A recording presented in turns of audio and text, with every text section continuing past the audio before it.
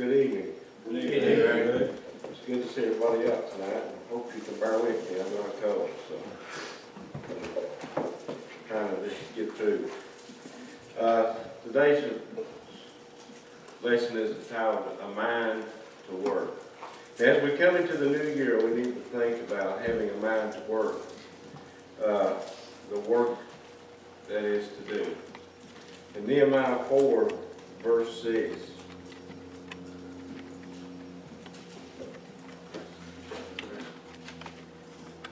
So built we the wall, and all the wall was joined together until the half thereof, where the people had a mind to work.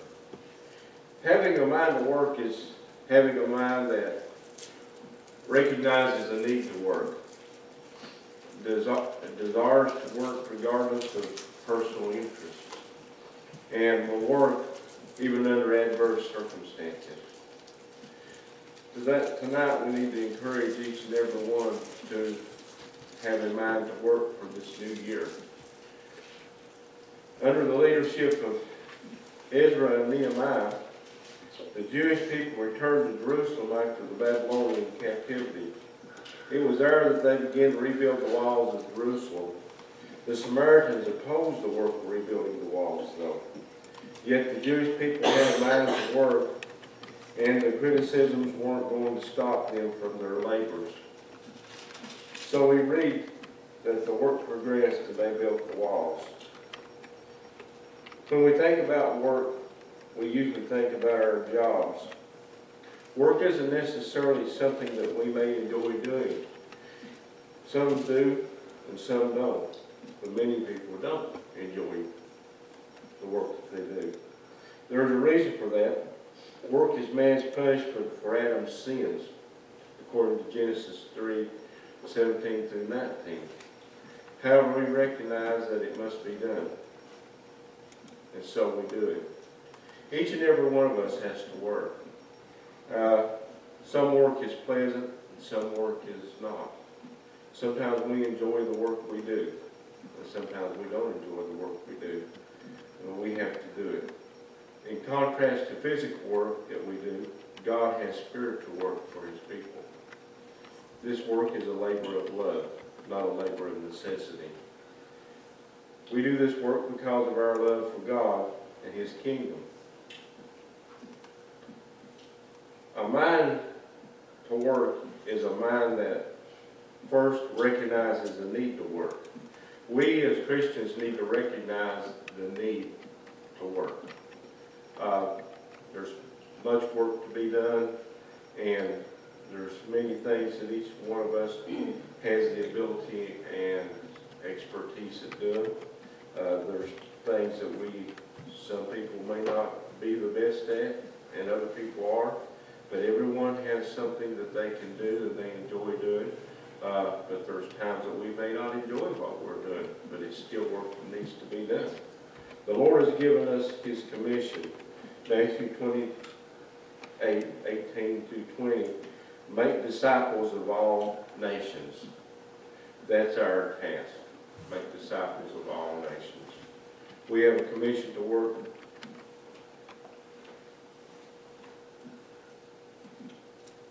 in foreign countries, in Africa, India, and different places. But we also have work to do in our own backyards. Many times we look at what's going on overseas, and it's great, it really is. But we fail to realize that people in our own community need to work as well. All nations needs to include our nation. The church exists and will continue to exist only if we do the work God has for us to do. We are the church. We are the church. And for the church to continue as it is, we need to realize that each and every one of us has a part in its existence. And there is no difference in the importance of each part. Each part is important. Each part of the work is important. Visiting people, going out into the community, working with others, taking communion to others, as well as spreading the word to those who don't have it. We have work to do with our youth, the youth of the community, the youth in the church.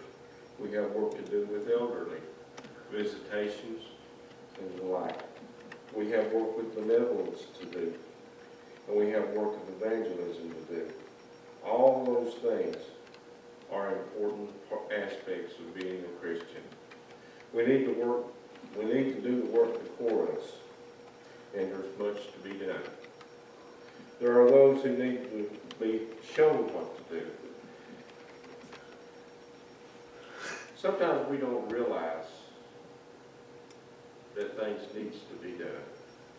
And there's nothing wrong with showing someone, or telling someone, or asking someone. I was sort of trying to think of the right word to say there: ask, tell, show. Any of those words, depending on who the person is, we can ask them or show them or tell them things that needs to be done. Maybe we need to be told ourselves things need to be done, the work that needs to be done. There are also those who recognize what needs to be done, and they go ahead and do it. And those people we're eternally grateful for.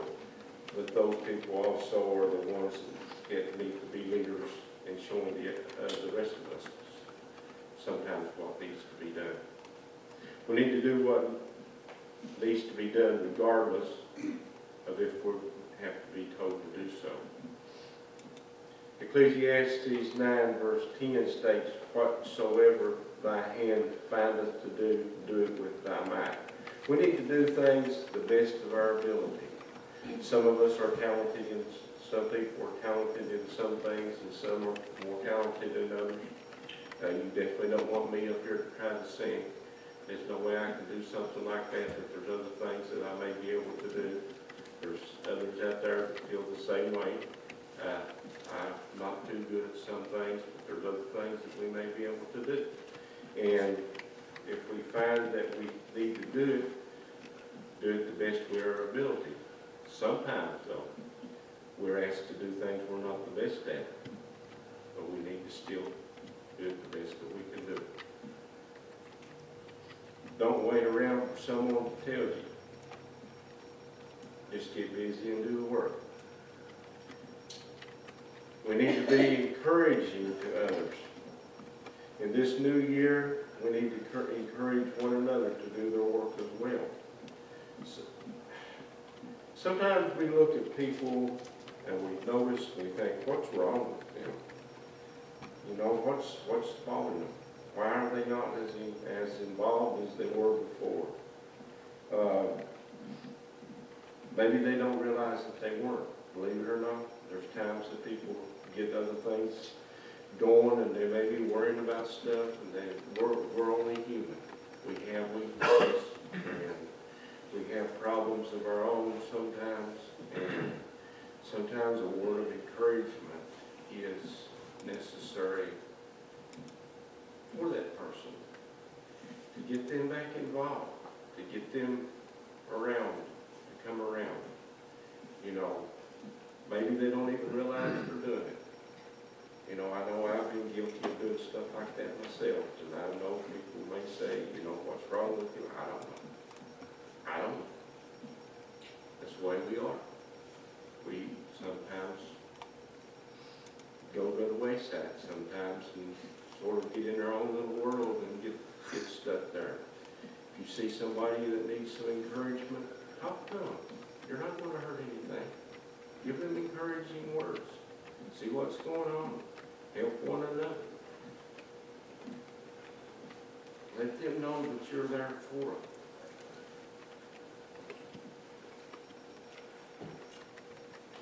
The greatest encouragement that a leader can have is for those who follow them to be workers. To make a good leader, we need good workers. We need to ask our leaders how we can get involved. We here at the church have done a lot of good things. We see it all around. The church is growing. We're going to have to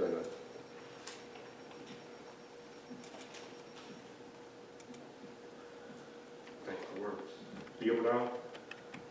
We're going to have to try to get a little bit bigger facilities. The work is working. People are getting involved. People are interested. People are spreading the word, bringing visitors to church. And we need to continue to do so. We need to volunteer when we get a chance. Now, not all of us are good volunteers. I know that. I'm not a good volunteer myself, meaning I don't volunteer much. I'm a drafting person. People usually try to talk me into doing it. That's the way I do it. I'm going to confess. That's the way I usually do it. I'm not a big volunteer for some reason, but I know I need to work on that in this coming year. Starting out the new year, we need to look at the way that we do things and try to be better at it. Look at our weaknesses. Look at some things that we need to work on. So being a volunteer, to teach a class, to do some work, to do whatever needs to be done, that's all important. Volunteer work in any project that we have going. We've had some pretty good projects in the last few years. We've built onto the church. We've got more people involved. We've built a picnic shelter. But these are all things that help us to work together. It shows that we can work together to get things done. But we need to volunteer and work to get more people involved in the church. We need to volunteer in our community by inviting people to come to church, which we know that we do that because we see more and more visitors coming every day. The leaders need the members to be keenly interested in the work that's going on.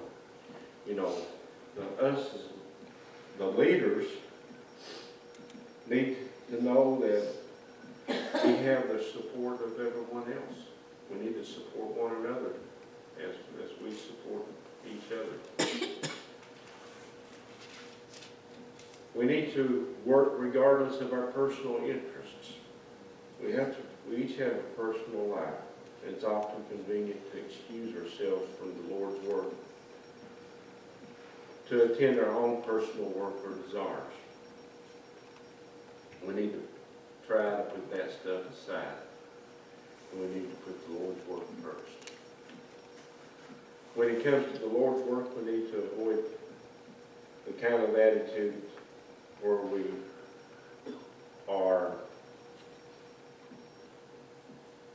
putting personal interests in front of the Lord's work at all times, at any time. The welfare of God's kingdom must come first in our lives. Matthew 6, verse 33. The welfare of God's kingdom must come first in our lives. We are part of God's kingdom. We as Christians, we are members of the church. We are the ones that keep it alive. We are the voice in the wilderness.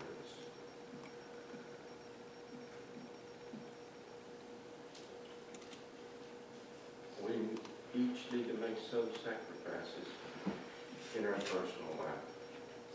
Consider the sacrifices that Jesus made to come to earth. Consider the sacrifices that Paul and others made to preach the gospel. Great sacrifices have been made before us. Consider Paul's exhortations in Romans 12, verses 1 and 2. And what can we sacrifice? What can we sacrifice? Are we making sacrifices today? Or are we only working working at our convenience. The greatest thing we can sacrifice is time. We need to make time to do spiritual things. Perhaps we can reconsider going out to attend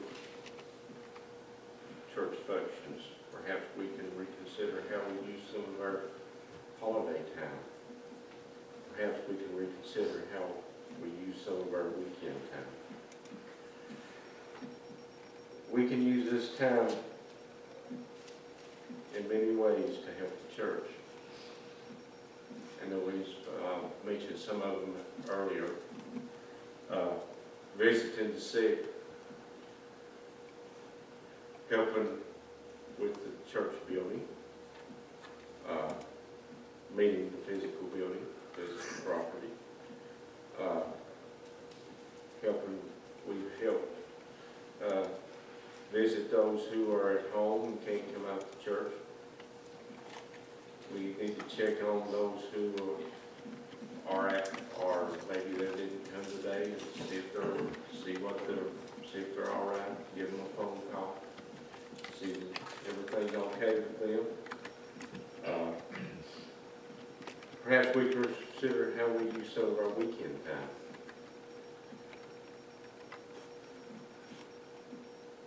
You know, sometimes we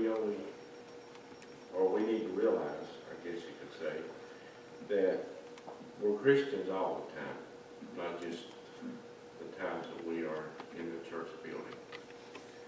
And sometimes that gets to be the norm, meaning we come to church and after church is over, we go home and go about our daily life. And then we come back to church again. We need to realize that the times between those times in between, we need to be Christians too. We need to be visitors. We need to be helpful to others. We need to realize that we are starting a new year, as we know. And there's many different things that someone could think of in their life that would make them a better Christian. Each of us know what that is. And at the beginning of the new year, it will be a good time for us to make a resolution to work on that. To work on our weaknesses and use our strengths. Each of us has strengths and each of us have weaknesses. And use our strengths for Christ and work on our weaknesses, whatever they may be, to be a better Christian, to be a better person.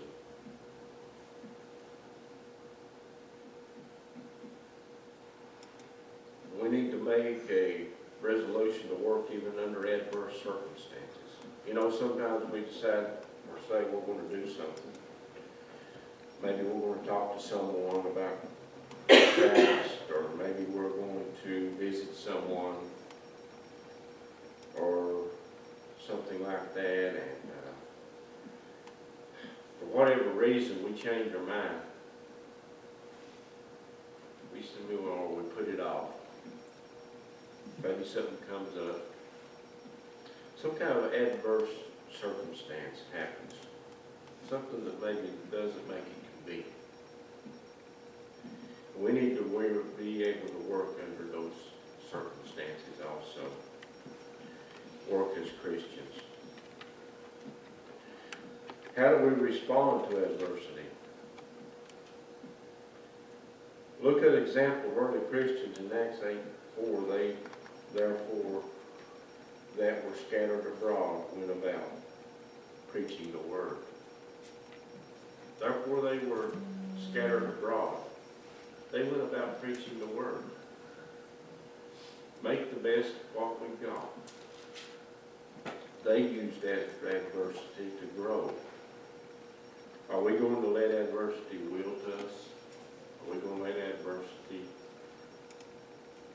be a thorn in our side? Are we going to let adversity harden us? Are we going to let adversity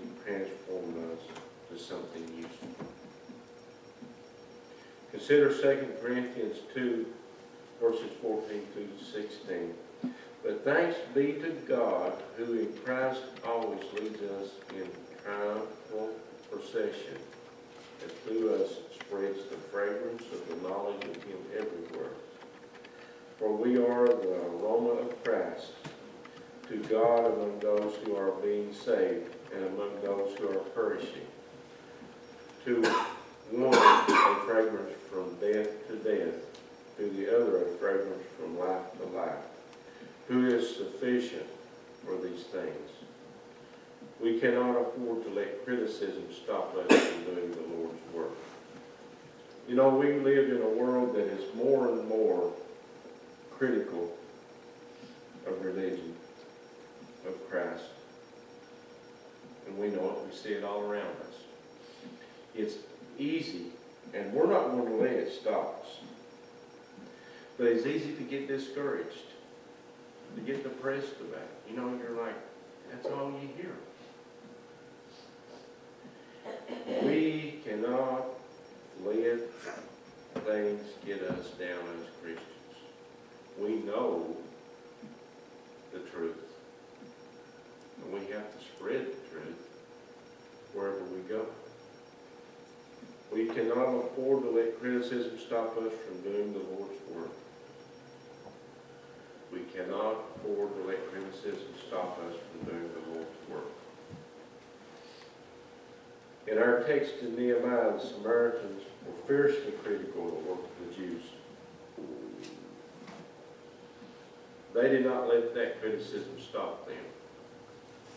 They did the work anyway and accomplished something. There are going to be those who criticize us.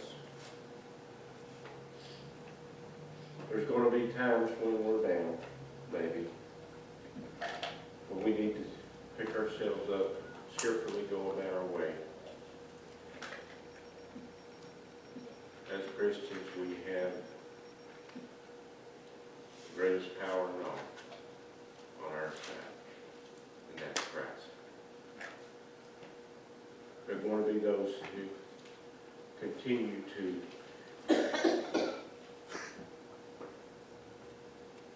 do the things that they're doing. It's going to be discouraging to us, but we cannot let it be discouraging. It can be discouraging to us, but we cannot let it be discouraging. We must continue to do the work, no matter what. And we have work to do. You know, being a Christian isn't easy, and nobody said it was going to be. It's a daily life, a daily process, a daily commitment to Christ. We cannot afford to stop working because we can't see any visible results. You know, we may be talking to someone about coming to church, and they're not coming to church. We may be doing stuff like inviting people, and they're not coming. For now, you know, and it can get discouraging.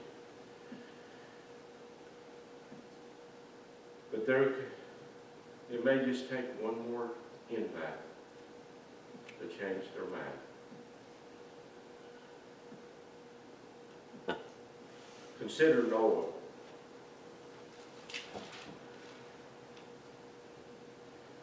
Noah worked without visible results, with visible results, yet he worked for a long time, doing what he was doing.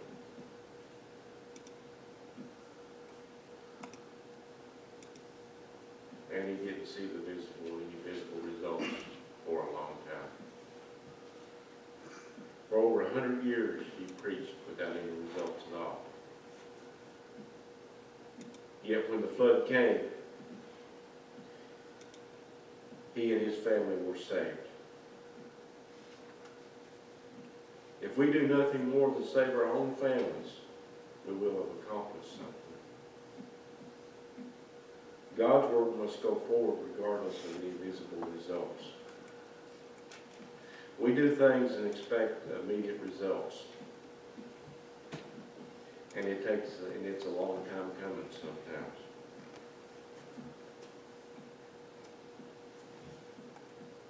We have to continue to do God's work,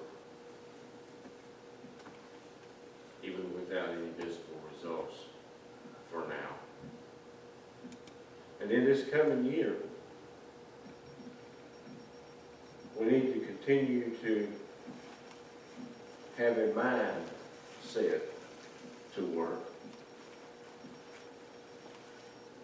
And we need to ask ourselves, do we recognize the need to work? Yes, we do. We know there's work to be done. Do we have a desire to work regardless of our personal interests? That's something we need to work on. That's something we need to work on. Do we have a desire to work in spite of adverse circumstances? And that's something we will encounter at times. And we need to recognize and realize that these are things that are going to come up from time to time in our lives as we work for Christ. And we need to work on them also. Make time. We need to make time to visit people. We need to make time to work at church if we're doing stuff, whatever's going on at church. We need to make time to read our Bibles. We need to make time to visit someone that's sick, to call a friend, or to invite someone to church. You know, not everyone is seeing a lot of people.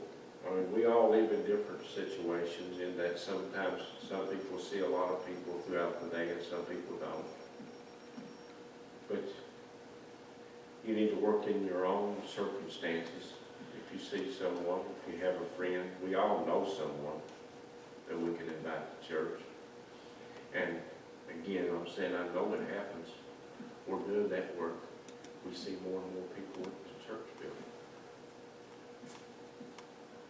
The church has grown. This church has grown.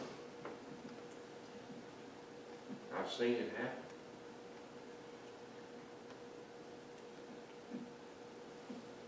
We're even working on enlarging it so we have more seating.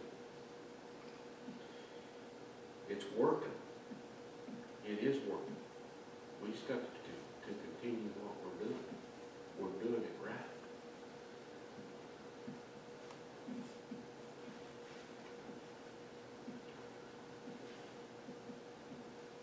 Anybody that's been here a long time can see the change of the number of people that's coming to church.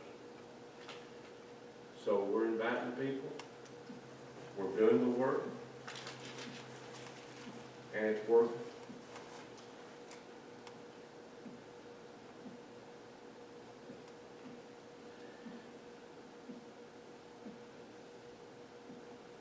Something that we do need to think about are those who are regular members who, and this isn't part of the sermon, but I was thinking about this. We need to encourage those who come regularly to church, and we got those. We need to encourage those who come regularly to church who need to get more involved or may want to get more involved and just haven't been asked. Ask them. Invite them to help do something. Help with some kind of something that we're working with, or I know we have things going on. Some people just don't do stuff because they haven't been asked. And we just need to ask and get them involved.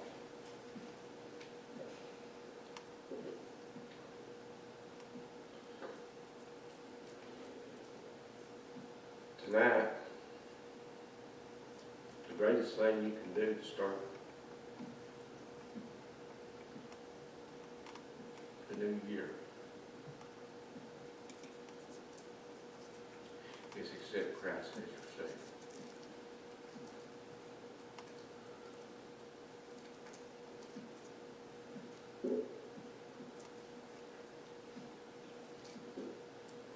It's a good way to start.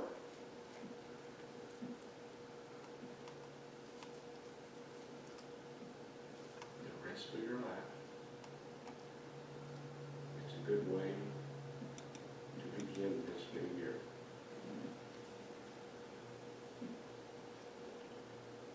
Many of you are already Christians.